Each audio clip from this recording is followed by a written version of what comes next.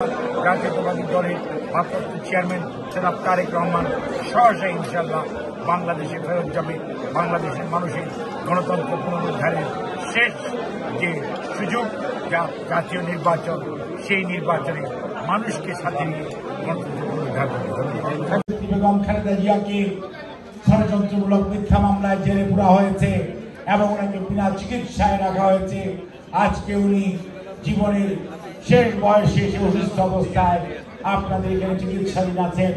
এই অবস্থায় আপনারা যারা বিদেশে থেকে স্বৈরাচারের বিরুদ্ধে নিজেদের গলার স্বরকে, আন্দোলনকে সারা পৃথিবীতে ছড়িয়ে দেওয়ার জন্য কাজ করেছেন, আপনারা যারা এখানে বসে আছেন এবং যারা মঞ্চে আছেন, এর বাইরেও ইউকে ছাড়াও ইউরোপ বলেন, আমেরিকা বলেন, অস্ট্রেলিয়া বলেন, ইস্ট বলেন আর ওয়েস্ট বলেন, আর প্রাচ্য বলেন আর মধ্যপ্রাচ্য বলেন, সর্বত্রই বাংলাদেশি মানুষগুলো যেভাবে স্বৈরাচারের বিরুদ্ধে দাঁড়িয়েছিল এবং কথা বলেছিলেন, সেজন্য বাংলাদেশের মানুষ, বাংলাদেশ জাতীয়তাবাদী দল অত্যন্ত শ্রদ্ধার সঙ্গে আপনাদের সেই সহায়তাকে, সমর্থনকে কৃতজ্ঞতা ভরে স্মরণ করে দলটিকে, যে দলের নেতা কর্মীদেরকে ধন্যবাদ জানানো উচিত, সেটি হচ্ছে বাংলাদেশ জাতীয়তাবাদী দল ইউকে শাখা।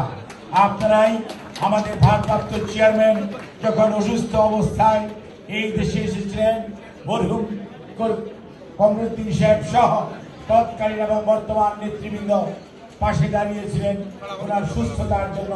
সেজন্য আমরা কৃতজ্ঞতা জানাই, আপনাদেরকে ধন্যবাদ জানাই।